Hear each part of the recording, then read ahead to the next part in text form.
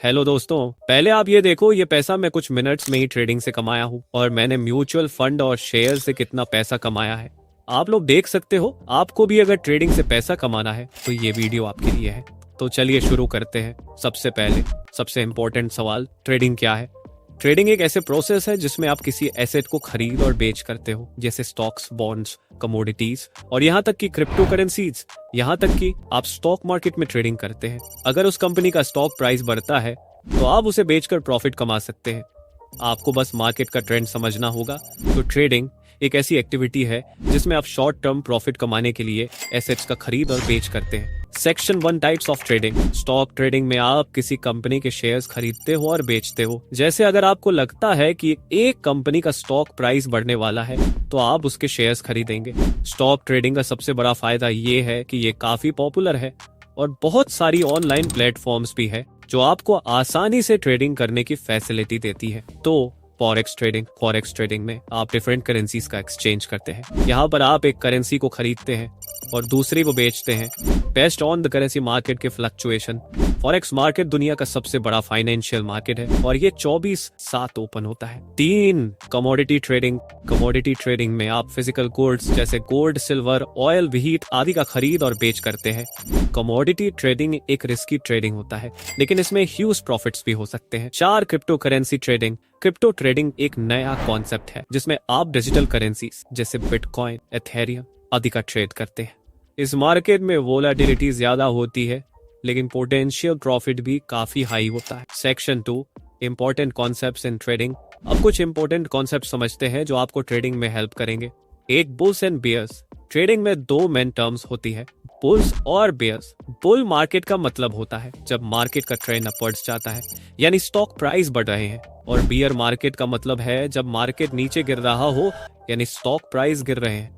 ये टर्म्स आपको हर जगह सुनने को मिलेंगी और समझना जरूरी है कि किस मार्केट में क्या चल रहा है। 2, buy and sell orders. Buy order का मतलब है कि आप किसी एसेट को खरीदना चाहते हैं और सेल ऑर्डर का मतलब है कि आप किसी एसेट को बेचना चाहते हैं। 3, स्टॉप लॉस। स्टॉप लॉस एक रिस्क मैनेजमेंट स्ट्रेटेजी है जो आपको अपनी लॉसेस को लिमिट करने में हेल्प करती है।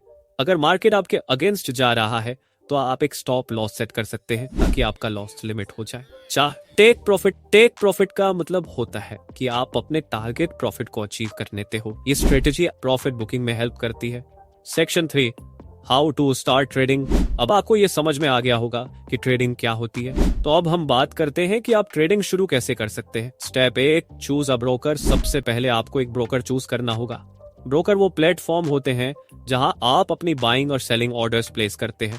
आजकल कई ऑनलाइन ब्रोकर्स अवेलेबल है जो लो फीस पर ट्रेडिंग सर्विसेज प्रोवाइड करते हैं। मेक श्योर कि आप एक ट्रस्टवर्थी और रेगुलेटेड ब्रोकर चूज करें ताकि आपकी इन्वेस्टमेंट सेफ रहे। Step 2, open a trading account. जब आप ब्रोकर चूज कर लेते हैं तो आपको अपना ट्रेडिंग अकाउंट ओपन करना होता है। आपको अपनी बेसिक डिटेल्स, आइडेंटिटी प्रूफ और बैंक डिटेल्स देनी पड़ती है। Step 3, fund your account. Trading account में पैसे डालने के लिए आपको अपनी बैंक अकाउंट से ट्रांसफर करना पड़ेगा। आप अपनी इनिशियल इन्वेस्टमेंट डिसाइड कर सकते हैं। Step 4, choose your asset. जब आपका अकाउंट फंड हो जाता है तब आप अपना एसेट चूज कर सकते हैं।